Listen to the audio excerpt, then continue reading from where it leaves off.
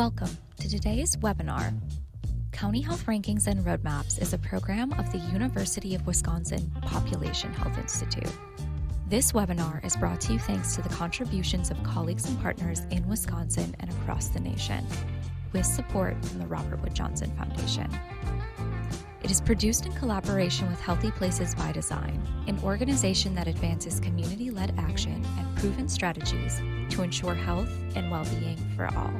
The University of Wisconsin-Madison occupies ancestral Ho-Chunk land, a place their nation has called Dejo since time immemorial. UW-Madison respects the inherent sovereignty of the Ho-Chunk Nation, along with the 11 other First Nations of Wisconsin. This webinar will be recorded. All speakers' views are their own. Guest bios and slides from today's webinar are available on our resource page. We will share a link to the resource page when the webinar begins. Stay up to date on all things CHR&R. Find us on Facebook, Twitter, and LinkedIn. And if you haven't already, sign up for our newsletter by scanning this QR code with your phone's camera. It's the best way to find out about upcoming webinars, our podcast, and our latest tools and resources. Your facilitators today include our host, Erica Burrows-Girardi, with support from CHR&R Communications Specialist, Colleen Wick, and the Collaborative Learning Director from Healthy Places by Design, Joanne Lee. We invite you to continue the conversation immediately after the webinar in our discussion group. Joanne Lee will be our lead facilitator. And watch for a chat from Colleen for details on how to join the group after the webinar.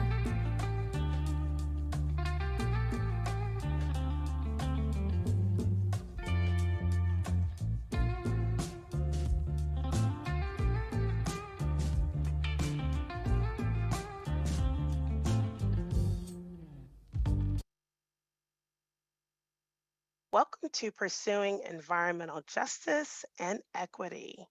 Hi, my name is Erica Burrows-Girardi. There are many facets to environmental justice and equity. Today, our intent is to provide you with a brief overview of these terms and offer examples of what environmental justice and equity look like. Before we get started, I'm asking you to think about this message. It is possible for everyone to have what they need, not only to survive, but thrive. By insisting on sustainability, we avoid excess, waste, hoarding, and misuse of resources by the privileged few. Together, we shift resources to people and communities who need them most.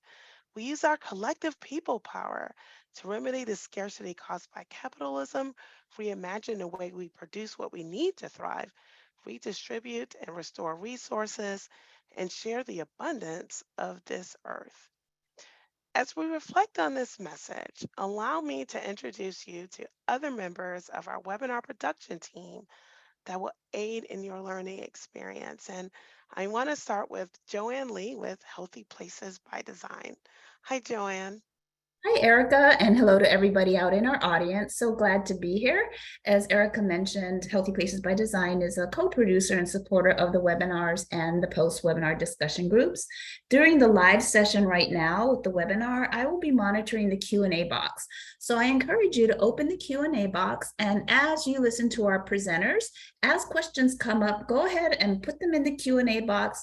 I will be monitoring and queuing up questions. We do have time saved at the end of the webinar to get to as many questions as we can. And of course, if we don't get to your question during the live webinar, join us for the discussion group and we can continue the conversation. Right now, I want to introduce you all to Colleen Wick. She is our colleague with CHR&R, and she'll tell you more about how to use the chat feature to engage with us. Thanks, Joanne. Hi, everybody. Like Joanne said, I will meet you in the chat. So just use the chat to share any remarks you have or respond to questions that we may ask you. Our chat conversations tend to be very engaging. So if they are too distracting, just simply close your chat window. If you have questions for the panelists, please use the Q&A box, just as Joanne described. And now I would like to introduce you to our technologist, Erin Schulten. Erin? Hi, everyone. It's always good to be here with you for these webinars. If you have a problem with tech, such as not being able to see the slides or to hear the presenters, please send us a message in the Q&A box and we'll see what we can do to help you. Now I will turn it over to our host, Erica. Thank you so much, Erin, and to the other members of our production team. You know, climate change events such as the Flint water crisis and projects like the Keystone Pipeline, which, as you probably heard, experienced another oil leak this week, have turned a much needed focus on these two terms, environmental equity and environmental justice. But what do we mean by those words and what's our role in them? According to the organization Mobilize Green, environmental equity describes a country or a world in which no single group or community faces disadvantages in dealing with environmental hazards, disasters, or pollution. Environmental equity is a human right. And if environmental equity is a basic human right, environmental justice is the act of protecting that right. Environmental justice involves the actions and activism necessary to highlight inequities and level the playing field. Sometimes these terms are used interchangeably. I know I've been guilty of that in the past, but they really are not interchangeable. Rather, they're complementary, as one, environmental justice, creates opportunity for the other, environmental equity. And unhealthy environments don't happen by chance. Unfortunately, due to historic unjust policies that created segregated or economically disinvested communities, people of color are more likely to live in communities at risk for environmental hazards. Poor communities and tribal communities are also more likely to be exposed to environmental hazards. These are the same populations and communities where you are going to find higher rates of respiratory conditions like asthma. You'll find obesity, physical activity, and no surprise here, higher rates of COVID 19. The county health rankings model is clear. It reminds us that our environment influences our health outcomes. And while we often spend time in the social and economic space on our webinars, we must not forget that our environment warrants our attention, especially as we seek to advance equity in our communities. So, what does an environment that has equity, where equity exists, like what does that look like? Well, you can expect residents to have access to affordable fresh food, clean air and green space, safe and energy efficient housing, and access to clean water. We must be committed to environmental justice if we hope to advance equity in our communities. And this is why I'm so excited to introduce you to today's guest.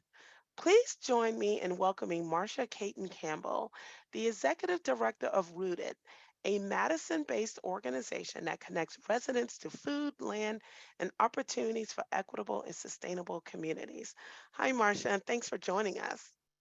Hi, Erica. It's a pleasure to be here with you. And Marcia is joined by Sarah Karlson, also at Rooted, serving as their education director.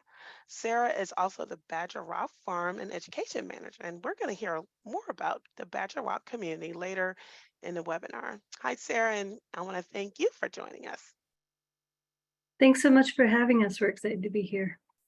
Yeah, and our guests are passionate environmental justice advocates. They had so much they wanted to share with you today, but we're going to keep this in the 60 minutes allotted. So I encourage you to read more about them by visiting our resource page where you can find their bio sketch. And Colleen, I'm going to ask you to chat out that link to the resource page one more time. Then don't forget about our post-webinar discussion groups because this is the place where you're going to want to be to unpack what you're going to hear today. So please plan to continue the discussion with us. During the video intro, you heard about our discussion groups that follow the webinar. They're facilitated by our friend Joanne Lee and are always very engaging, giving you the opportunity to share with and learn from others. Later in the webinar, Colleen's going to chat out the information about how you can join the discussion group. And I'm excited to say that Sarah and Marcia will be joining us as well. And these are the questions that we're going to explore with them today. What policies support environmental equity? How do we engage partners in environmental justice and equity work? And what does environmental justice look like in action? So, are you ready? I know I am. Marcia, please join me back at the mic and tell us a little bit more about Rooted. Like, what's your mission and why were you created? Rooted is committed to collaborations rooted in food, land, and learning so that people can grow and thrive in healthy, equitable, and sustainable neighborhoods. Rooted resulted from the January 2020 merger of two long-standing Madison nonprofit organizations. The sister organizations worked in partnership together with aligned missions for nearly 20 years prior to our merger. Okay. And thanks for sharing that information about how you got started. I want to dig in and start asking you some challenging questions right away, but no pun intended, but you're truly rooted in the community after 20 years. So I just want to ask you, we know that policy change is key to creating equitable and sustainable change. What are some policy solutions that we should be educating decision makers and policymakers about? Well, at Rooted, we frame environmental equity as occurring in the overall environment in which people live, at the intersection of the social, economic, built, and natural environments. We're talking, in essence, about the environments that create the social determinants of health, affecting people's lives for good or ill. The policies that govern these areas are common sense, familiar policies. Equity is the lens through which we should encourage decision makers and policymakers to examine existing and proposed policies. Justice is realized when we put those policies into action. On the right-hand side of the slide is a bullet point list of some policies that can have an influence on an equitable environment, including things such as inclusionary housing, especially requirements of developers to provide a certain percentage of affordable units in any new housing development, or paying a fee in lieu of development into an affordable housing fund. Parks and open space, the equitable distribution of parks and open space, the quantity and quality of amenities, and that sort of thing. Public transportation involving routes that go where people need them, with the frequency at which they need them, including bus rapid transit for more than those who work downtown, and especially that connect low-income residents to employment. And then brownfields access, cleanup and remediation, food access, thinking about food from a systems perspective. So food access improvement areas, school food, institutional procurement, farmers markets, support for smaller retail food establishments, and then urban agriculture zoning, which includes zoning for small lot-sized farms, community gardens, keeping of livestock such as bees and chickens, and edible landscaping. Think about a patchwork quilt-like distribution of these uses across the urban fabric so that every neighborhood has these opportunities, but especially underserved communities do. Yeah, and these are great examples of policies that decision makers and policymakers can act on. And you can learn uh, more about these strategies in a What Works for Health curated list that we have created. And that list is under the heading of climate change. We're going to include that curated list in a link for you in your resource guide that you're going to receive tomorrow. So thank you, Marcia, for sharing those examples. Built environmental changes are really important to our health. Can you share an example of how the built environment can lead to inequities, but then there's also solutions too that you can share? Certainly. I'll tell you a brief story of a Milwaukee neighborhood where we worked from 2004 to 2016. This slide shows an image of 19 contiguous acres in Lindsay Heights. a low-income, predominantly African-American neighborhood a few blocks northwest of downtown Milwaukee. Just under the word Johnson's is a 2-acre community garden that at the time had few amenities. Below that, a 4-acre schoolyard that was essentially nothing but asphalt. And across the street to the right, a 19-acre park that was deemed in a public policy report to be among the worst parks in the Milwaukee County Parks system. The Johnson's Park Initiative had its inception in a significant environmental injustice, a commuter freeway that was intended to be built through the heart of this part of Milwaukee. This slide gives you a sense of the density of the urban fabric before urban renewal. The purple circle outlines our area of interest. Well-built single-family and multifamily homes from the late 1890s through the 1920s constituted solid housing stock. However, in the 1930s and 40s, as the original German Jewish immigrant households moved out and African-American families arrived from the South in the Second Great Migration, seeking employment in Milwaukee's manufacturing industries, the neighborhood was subjected to redlining.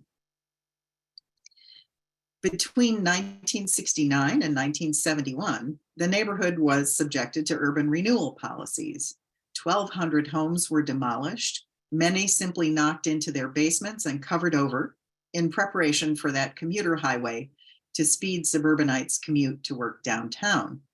Much of this vibrant African-American neighborhood was destroyed. Multiple generations of families living in close proximity to one another were displaced. Community leaders fought back, and the freeway project was stopped in 1972. The visual evidence of environmental injustice remained, however, as this image from 1980 shows. The solid purple line indicates where homes were demolished and the land left vacant. The yellow dashed line indicates the Johnson's Park Initiative's boundaries. By 1996, Milwaukee County had built a triangular park over the vacant lots in an attempt to compensate the community for the destruction wrought by the highway project. Unfortunately, the park was poorly designed, had no parking, and lacked amenities or program funding. This photo shows the park at the center of the image, with the purple circle outlining the park and the yellow overlay indicating the full extent of housing demolition in the neighborhood. With high unemployment and the city's general disinvestment, the neighborhood had fallen on hard times. Yeah, you know, Marcia, this story probably sounds familiar to you all in our audience. In fact, if you know of a community that has a similar story, chat it, put it in the chat, because I know that there's lots of communities that were completely torn apart by urban renewal policies that included construction of federal highways. So, Marcia, what's being done now to create a healthy place and a sense of belonging for the residents that are still in this area? In 2004, we were invited by the Milwaukee branch of the NAACP and a park advocacy group to convene and facilitate a community visioning and design process for the revitalization of the community garden, schoolyard, and park. 2 neighborhood organizations emerged as the core voices for the revitalization's vision. A community university partnership was formed, along with the Neighborhood Health Alliance, to address residents' desire for an improved food environment, safe physical activity, and programs to support mental health. We entered into agreements with the school district and the county, 2 entities that owned the land, to conduct a multi-phase capital campaign and manage the construction that revitalized these key neighborhood spaces. Our work was just one of a number of catalytic projects in what became the decade-long 110-block Lindsay Heights Neighborhood Initiative, led by Walnut Way Conservation Corps, one of the 2 neighborhood organizations I mentioned at the beginning. Mhm. Here's a photo from the Milwaukee Journal-Sentinel, courtesy of a drone, of the completed Johnson's Park Initiative, a community garden that's also a gathering and organizing space, a greened schoolyard, and a revitalized park, addressing several environmental equity issues in this neighborhood simultaneously. Though this complex project took a dozen years to complete, it opened pathways for future policy, systems, and environment change. For example, Milwaukee now has a Green and Healthy Schools program operated by the nonprofit Reflow in partnership with the Milwaukee Metropolitan Sewerage District, which provides grant funding for the redevelopment of Milwaukee's many asphalt schoolyards into vibrant green spaces, addressing a significant environmental equity issue. And there are other examples of projects and endeavors like this around the country that we will share in the resource guide. Yeah, that would be great. Thanks for sharing that story because it leads into my next question. To be effective in getting policy passed and environmental changes done, like what we saw in the Johnson Project, there's Mhm. some principles that we have to keep in mind when working in community. What are some of those principles? Well, I haven't done any one-on-one community organizing. My background is in organizing and facilitating community collaboratives. So I organize organizations. That's where my experience is. Usually in community university partnerships that work toward a set of community and vision goals over a number of years. Collaborative partners can include neighborhood organizations, community-based nonprofits, schools, businesses, faith-based groups, local government agencies, and academic partners. I want to make a distinction here between groups that are of the community, organizations led by neighborhood residents, particularly BIPOC-led organizations in neighborhoods like Lindsay Heights, and groups that are community-based or community-anchored, such as Rooted. It's resident-led groups that really should be driving the bus. Community-based work, to borrow a phrase from Stephen Covey, proceeds at the speed of trust.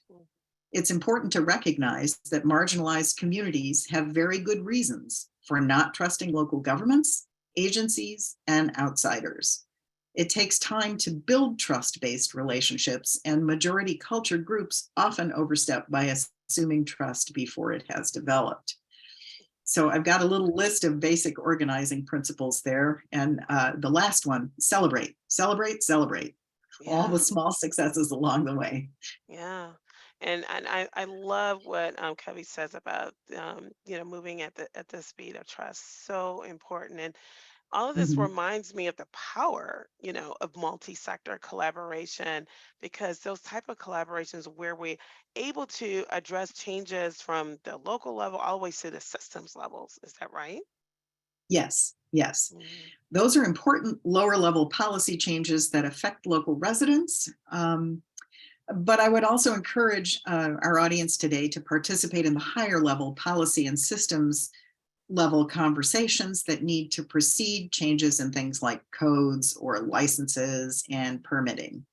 For example, in 2013, the City of Madison established a racial equity and social justice initiative to apply racial equity and social justice as core principles in all decisions, policies, and functions of the city. Known as RESG, the initiative provides tools of analysis that can be used to assess city projects, processes, and procedures for their equity implications. The goal is to enable the city to address Madison's most persistent inequities. All city departments, committees, and bodies, such as the Madison Food Policy Council, for example, rely on the RESG tools in making decisions and policy recommendations. And I encourage you to take a look at the RESG website, which contains many helpful links, tools of analysis. Yeah. Your organization, Rooted, um, is primarily in the food justice space. And one of the neighborhoods where you are making a difference is the Badger Rock neighborhood. What's that neighborhood like? The Badger Rock neighborhood is an isolated neighborhood in South Madison, which itself is already layered with inequities. At the time that we started working in Badger Rock over a decade ago, it lacked many things considered essential to daily neighborhood life: a grocery store, retail food establishments, a coffee shop, a school, a neighborhood center. The Badger Rock neighborhood was dubbed a food desert. Now, I want to be clear here that neighborhoods like Badger Rock aren't food deserts. This term suggests that it's the neighborhood that's deficient or barren. Instead, these are areas where food apartheid has been practiced, either through deliberate policy decisions or, as in the case of Badger Rock, through a lack of policy altogether, because the absence of policy is policy. Mm. Now, I can't lay claim to having coined the term food apartheid. That was a term coined by Karen Washington, co-founder of Black Urban Farmers, and a woman known as urban farming's de facto godmother. To quote Washington from an interview in Guernica linked on the slide and in the resource list, food apartheid looks at the whole food system, along with race, geography, faith, and economics. When we say food apartheid, the real conversation can begin. Oh, that, you know, every time I hear you say that, I get goosebumps. And thank you for attributing that quote where it belongs. But you have indeed got the conversation started, Marcia. So thank you for that. I want to go ahead and continue this conversation about how food food justice and working in the food system space is actually in a way to advance environmental justice. So I'm going to invite Sarah back to the mic to continue that conversation. Sarah, I know that you work a lot in the Badger Rock neighborhood. Tell us what we're looking at here. Yeah, so this is an overhead view of Badger Rock, just to give you a sense of the scale where we're working. The farm, since this photo has taken, has been substantially expanded, and there is currently an elementary school being built on site at the top, towards the top of the photo. Another one of the drone photos, huh? Yeah. So again, that food justice is just one application of environmental justice. I want to ask you, what is Rooted's approach to environmental justice? Like, what does it mean to you all, and how do you advance it? Yeah, so we think of food justice as the universal right of all people to have access to nutritious, affordable, culturally relevant food. The movement aims to address disparities in food access, particularly for communities of color and low-income communities, by examining and addressing the structural roots of inequities in our food system. And there are 5 main ways that we contribute to food justice in our community. The first is looking at healthy food access. So our urban farms grow fresh food and make that accessible to lower income neighborhoods. We accept SNAP and EBT, and we offer subsidized CSA boxes or community supported agriculture. A really important part of healthy food access that is often overlooked is ensuring that the food is culturally relevant to the communities served. Well, thank you for taking that into consideration. Yes, it's important, and we're really intentional about doing that in our work. Another way we advance food justice is through our work around land access. So we connect community members, especially those experiencing land access issues, with community garden space and also pathways to land tenure and ownership. Food sovereignty takes food justice a step further in that the focus is on supporting community control of food systems and communities' right to define their own food and agriculture systems. At Rooted, we are committed to supporting our community in moving towards food sovereignty. At Rooted, we also center and follow the lead of the community because our community knows best what they want and need. We do not approach our work from a savior mindset. We are not here to tell our community what they should be doing. Instead, our work is to really build those relationships so that we're able to listen and respond to our community. We create opportunities for community building and collaboration, and it is really amazing to witness the synergies that happen when people come together. During COVID, for example, people were not only growing their own produce when supply chains were interrupted, but the gardens were also a place where people could safely get outside and connect with one another.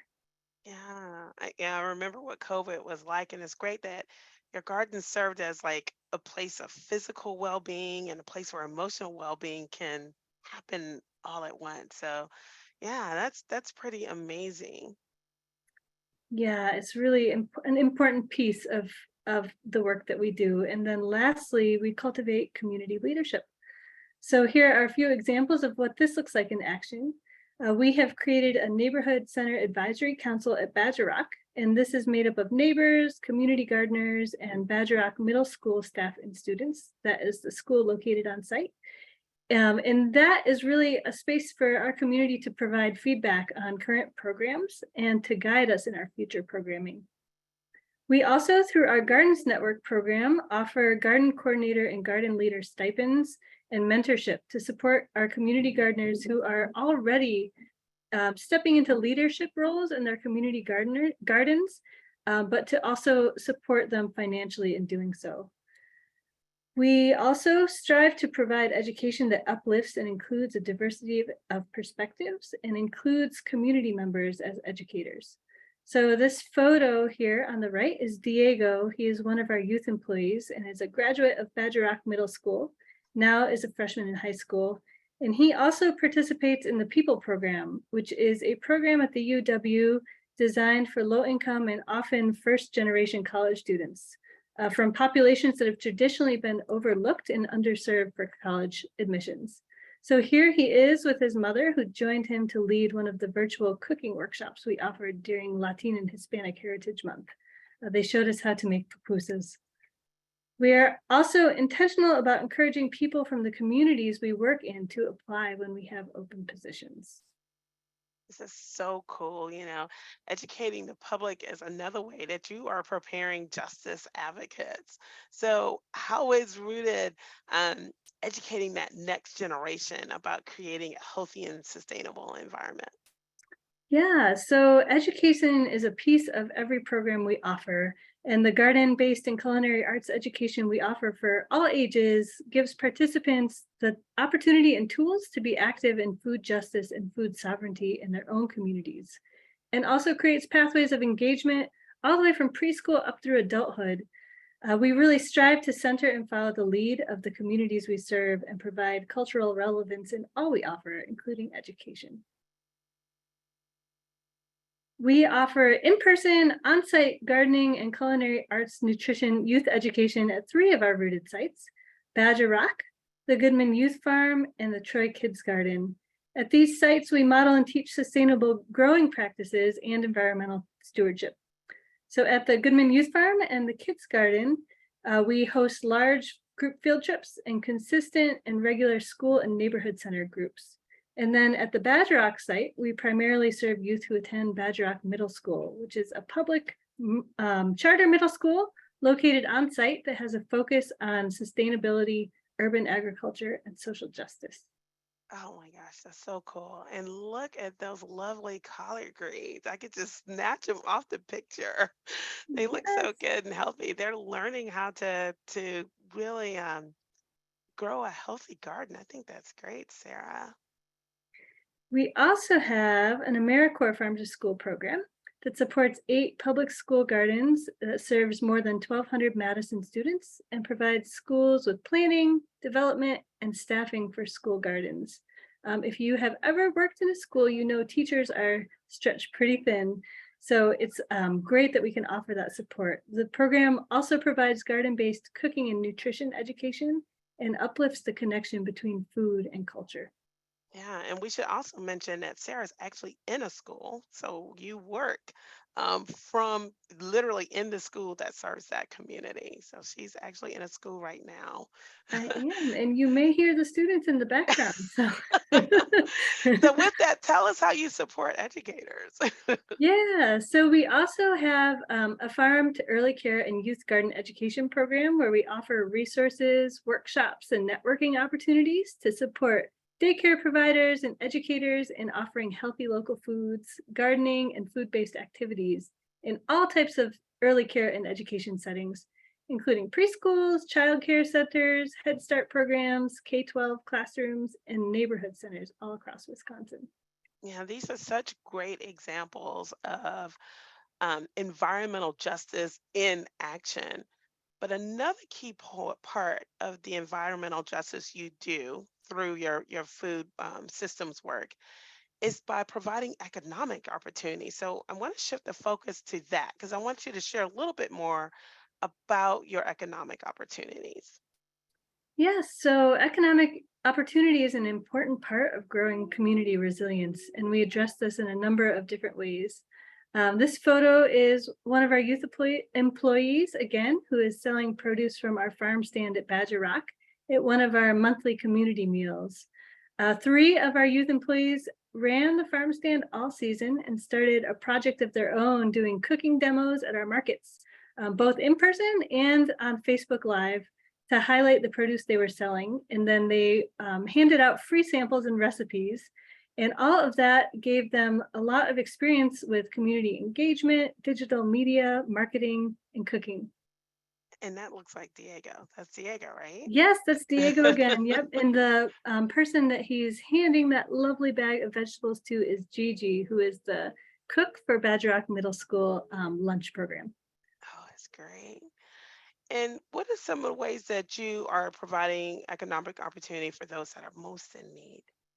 Yeah, so at Badger Rock Community Market, we partner with the Ujamaa Business Network to support and grow businesses in communities of color with a specific focus on Black-owned businesses, as well as opportunities for other people and community organizations to table or offer goods and services. And at both Badger Rock Community Market and the weekly Thursday nights at Troy Farm, local BIPOC chefs and caterers are invited to come and sell meals. So this photo is one of the community chefs we have worked with and shared growing space with. His name is Yusuf Bin Rella, who has an organization called Trade Roots, which is focused on growing and cooking with crops from the African diaspora. Nice. We also have a commercial kitchen at Badger Rock, which is a really unique space in that it offers a space for small businesses. So we emphasize supporting BIPOC-owned businesses, and some of these include a soul food catering business, a West African catering business, and an Indian spice blend business. And I would say all of the people who run businesses out of our Badger Rock kitchen also give back to Badger Rock in many other ways, including working with our classes and cooking for our markets. So this photo is Shadeira Kilfoy Flores, and she is selling tamales out of the Badger Rock kitchen. She is one of a number of people who garden at Badger Rock, use the kitchen, and work with our classes. And then what are some ways that Badger Rock community is helping folks become self-sufficient, preparing for their future? Yeah, so Rooted employs primarily BIPOC youth from lower income communities and really offers opportunities for them to be a part of food justice and food sovereignty work in their own communities. They are able to earn income, gain job and life skills, learn financial literacy, and develop their interests and skills through mentorship in aspects of the food system that they feel most passionate about.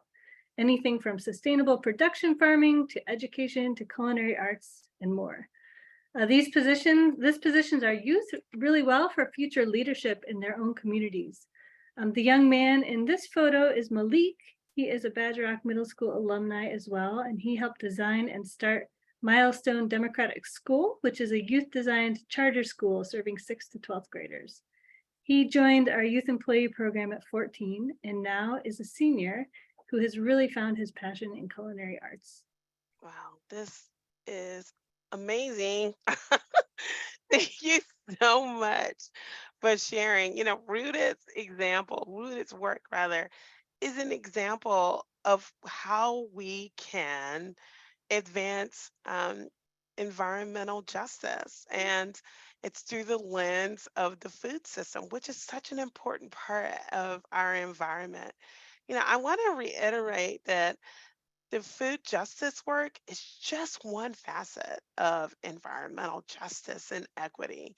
CHR&R is going to continue to bring forth other examples of how you see environmental justice and equity, how they play out. So stay tuned for more webinars that's actually going to get into the environmental justice and equity space. So we want you to be prepared to advance equity in your community. So Marcia and Sarah, thank you so much. We're getting ready to go to Q&A in just a second. But I want to kind of look at the chat because I wanted to see what you all were putting in a chat about communities that may have had a similar story, like the Johnson community. And I see a post from Joy Price, kind of got my attention because she's talking about Highway 277 in Columbia, South Carolina. That is a highway that I used to take to work every day when I worked in Columbia, South Carolina. I worked in Columbia, South Carolina for 13 years. So I actually learned something new from reading Joy's chat. So thank you so much. And of course, the chat is super hyper active. So thank you all for being engaged in that. If you think you could use any of the strategies that Sarah and Marcia talked about, and actually talked about so many, it's numerous. But I'm gonna ask Erin to launch a poll for you to complete. This is an anonymous poll, but I'm just curious if if you think you could actually use any of the strategies that they suggested that they're using right there at Rooted. And if you could, put in the chat any challenges or obstacles you think that you might encounter implementing those strategies. So I'm going to go ahead and ask Erin to close the poll in about 5 seconds. I'll do a countdown for that. 5, 4, 3, 2, 1. Thank you so much, Erin. And we're not even sharing those results. We're just curious about what you thought about these strategies. So thank you so much for responding to the poll. And Marcia and Sarah, I'm going to ask you to come back to the mic, and I'm going to turn it over to Joanne to see what questions we have. Thank you so much, Erica, and to Marcia and Sarah. It's clear from the Q&A box that you've got people really thinking, which is exactly what we want with these webinars, is to start thinking about the information they heard and how they might apply it.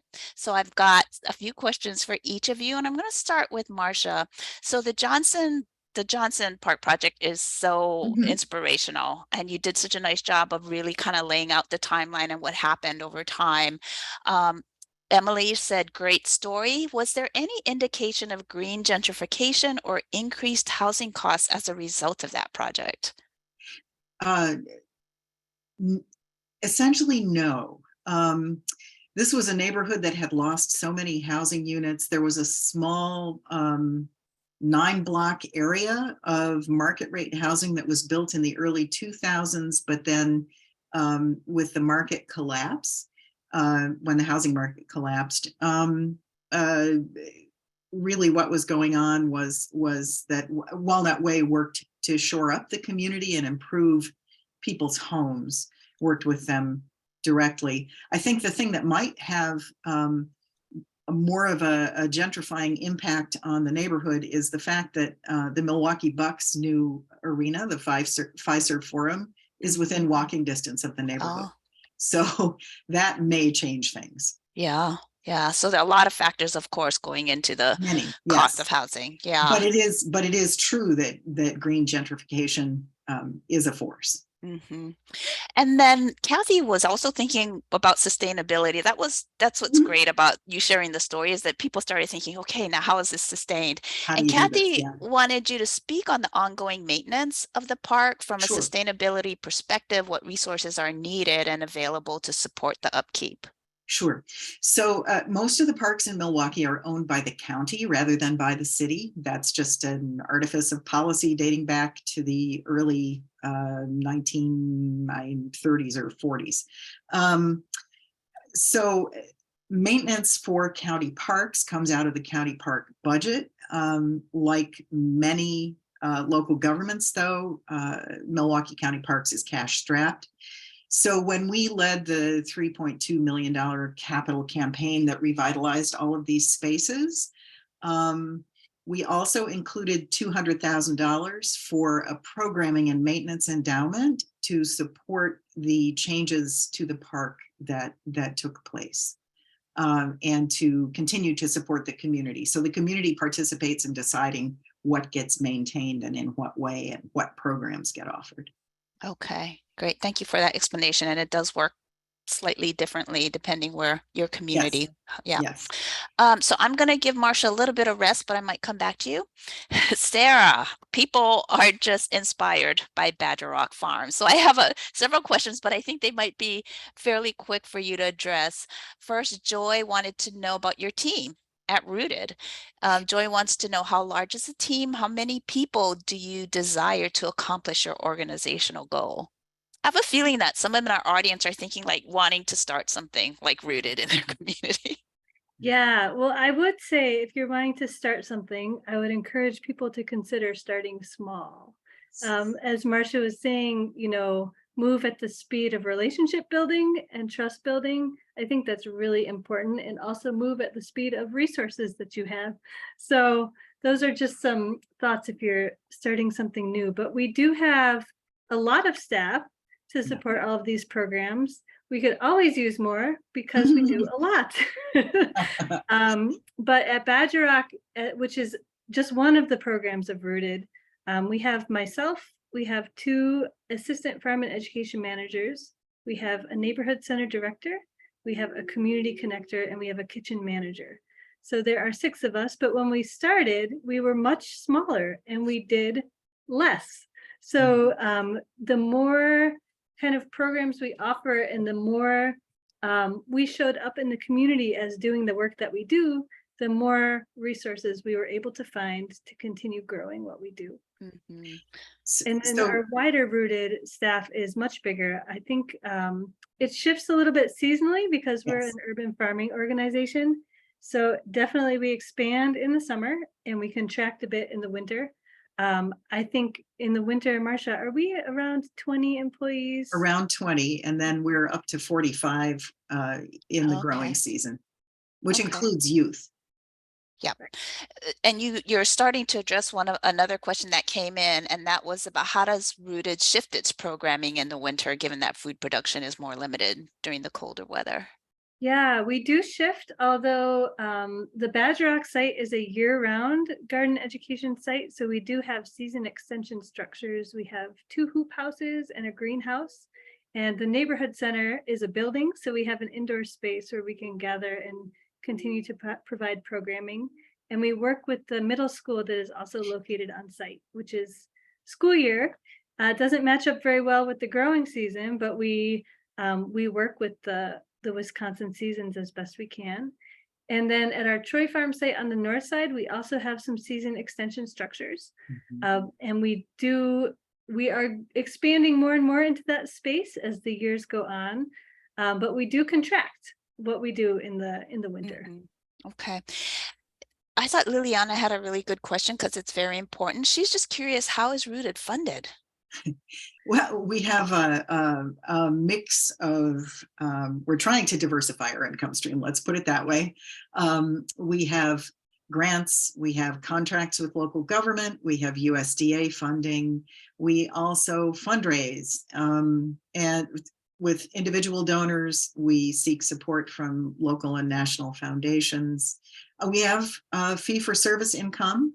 The Troy Farm that Sarah referenced on the north side of Madison is a 200-member CSA farm inside Madison city limits. And we have an earned income stream from a Sprouts business that is based at Badger Rock that is pretty much run by one of our youth employees at this point. Wow. That's great. So your diversified funding strategy sounds very similar to many nonprofits and communities. So that's great. We do our best, yeah. Yes. So I saw a question that came in from Tina, kind of along the same. A lot of folks are just interested in your structure and operations. And so Tina would wonder, does Rooted have chapters, or would you consider creating a network? Well, we operate a couple of networks in Madison and Dane County. One is the Gardens Network, which is a network of community gardens across the county. We also have supported the Wisconsin School Garden Network, which has over 800, Sarah? 800 participating schools in Wisconsin now. The number keeps going up. So the Wisconsin School Garden Network was a grant-funded endeavor, and now we supported it for 5 years, and we still support it in some ways, but it's essentially a self-organizing group now. Yeah. Is this a model that you think could work in other states or communities? Oh, absolutely. And there are many examples of the kind of work that we do in around the country. Many, many successful examples. Okay, And in fact, we are inspired by a lot of those examples, and Yes. try to collaborate with other groups too, and learn from each other. 'Cause that is one of the beautiful things about this space, is there's so much wisdom and knowledge and experiences all across the country that we can tap into and learn from each other. And I believe you've included some of those examples in the resource guide, so folks can Yes. look forward to that. All right, here's another question. Erica's continuing to let us go, so I'm just going to take advantage of that. And it was about resources for commercial kitchens that I think, you know, some in our audience just realized, like, what a What does that asset mean? that would be. Well, an Yeah. asset, and just wanted to know if they wanted to find a list of locally available commercial kitchens, how might they go about that? Well, as I was following the chat as Sarah was speaking, and so I saw that question, and I quickly Googled roster of commercial kitchens in US, and you get a laundry. I mean, there are multiple sources for that. And so I would encourage folks to do that. We can also add it to the resource list that gets posted. Yeah, Yeah. I think good. Thank you. Emily has another great question, and it sort of ties into your efforts around equity. What barriers, if any, did you come up against when building trust and relationship in the community? How did you overcome those? That's the answer to that is book length. Just keep showing up.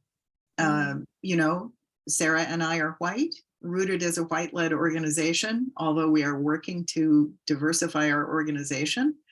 And when I say, and Sarah says, that we are led by what the community wants to do, we mean it. And so we are always seeking input, informally, formally. We're always having conversations about what people want and need, what direction they think the work should go. Yeah, Sarah, do you want to speak to that a little bit? Yeah, I mean, I think it just goes back to relationship building. I feel like all of us who work at Rooted, one of our number one jobs is relationship building. Because if we don't build the relationships, we don't have a way to hear what our community would like us to offer and to be responsive in that way. So that means, as Marcia said, showing up. That means getting out into the community and meeting people. That means staff retention, so that there's time to build relationships over time, and there's not a lot of, ideally not a lot of turnover, so that there is trust and relationship building. It means checking our egos at the door. Yeah. You know? Yep. All great tips. All right. There's Mary, who's in the audience, mentioned a federal initiative that I wanted to see if either of you have more information about, but I think if anything, raising awareness about it with our audience would be helpful. And Mary said there's a federal initiative called Reconnecting Communities, which is designed to help communities that have federal highways, active or inactive, that split neighborhoods to rebuild and reconnect. Cities applied for this funding for this work through USDOT in the last few months. Are any of you aware of that program and what the status is? No, I'm not aware of it, but it's a great program to have, because it is, I mean, it's very difficult to reconnect neighborhoods like this. Yeah. Can I give, I wanted to say something about community-based participatory research, which we can talk more about in the discussion group. So the Johnson's Park Initiative and the Lindsay Heights Neighborhood Initiative were completely grounded in community-based participatory research. So the community was saying what they wanted to learn, know, do, take action on. There were things they knew that they made very clear to us they didn't need researchers to tell them because they were speaking from their lived experience. And so there were many things that took place from a community-based participatory research perspective. And Walnut Way hired neighbors to conduct research for the state of Wisconsin's health survey that then resulted in programs and funding and other things to support what neighbors wanted and were interested in. And I would really encourage people, Walnut Way's website is in the resource list. And I know that there is a Milwaukeean in the chat who knows the Walnut Way neighborhood really well. And you should keep your eye on Walnut Way because what they do is extraordinary. And they are about to launch a new environmental justice and infrastructure initiative. They just keep on going, and they are an extraordinary organization that is community led. Great. Thanks so much, Sarah and Marcia, for fielding so many questions. And I will see you both in this discussion group, hopefully with many of our audience members too. Erica? Thank you so much. And Sarah and Marcia, yeah, we've learned so much from you. I would say community participatory researches and those type of partnerships are a great way to get things done because you are able to bring your resources and kind of partner with the community who has their own resources, including the important lived experience as a resource. So thanks. I'm looking forward to the discussion where we're going to learn more about what you and the audience are doing in terms of environmental justice and equity. Right now, I'm asking you to complete a survey that Colleen's probably already chatted the link to. Thank you, Colleen. But this survey lets us know what it is that you're thinking about in terms of future webinars, how you felt about this webinar. Please note that we do take your feedback into account as we plan our webinars. And so thank you so much for filling that out. Racial healing is a critical step in advancing equity.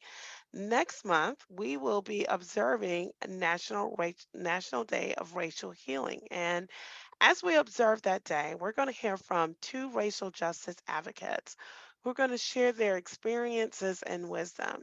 So kicking off our 2023 season will be Dr. Nia Ayaoto, who is a powerhouse researcher exposing the inequities in Native Hawaiian populations and Pacific Islander populations. And she also will be coming with jam-packed with solutions to this type of these inequities that are being experienced by our Hawaiian and Pacific Islander brothers and sisters. And then Tony Watkins, who is in Albuquerque, New Mexico, is a self-described white male who was once complicit in racism.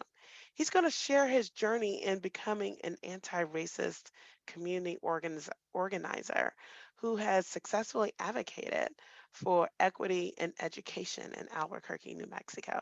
Trust me, you do not want to miss this webinar. I'm already excited about it. And it's just a wonderful way to kick off our 2023 season. And before we leave for our discussion group, I want you to know it's now easier more than ever to search for data and resources on your community and to find out information about how to improve your community. Our colleagues at CHRNR has spent the last 2 years, believe it or not, 2 years, we work in county snapshots. So that way they're more accessible and easier to use. So I want you to make sure that you check out your county snapshot and they're going to link you directly to strategies to help you advance equity in your community. Don't forget about our discussion group that Joanne's probably already headed over to. I'll be there shortly, but this is where you can learn more about what we have discussed today, but also share what you're doing. I'm anxious to hear about what all you are doing to promote equity and justice in your community. So Colleen's chatting out a link to that discussion group now. And be sure to stay in touch with us through social media and by subscribing to our newsletter. This is the best way to learn about tools and resources that we make available to you to advance equity. And as we close out, I want to share a throwback picture of our CHRNR team who volunteered several years ago at Rooted's Troy Farm. And if you look hard enough, you're going to see Joanne and me. So we're in that picture. But thanks to Marcia Caton Campbell and Sarah Karlson for sharing their wisdom with us today. I look forward to seeing you in the discussion group, and I look forward to the 2023 new year with you. Have a wonderful holiday season, and thank you for joining us in County Health Rankings and Roadmaps webinars.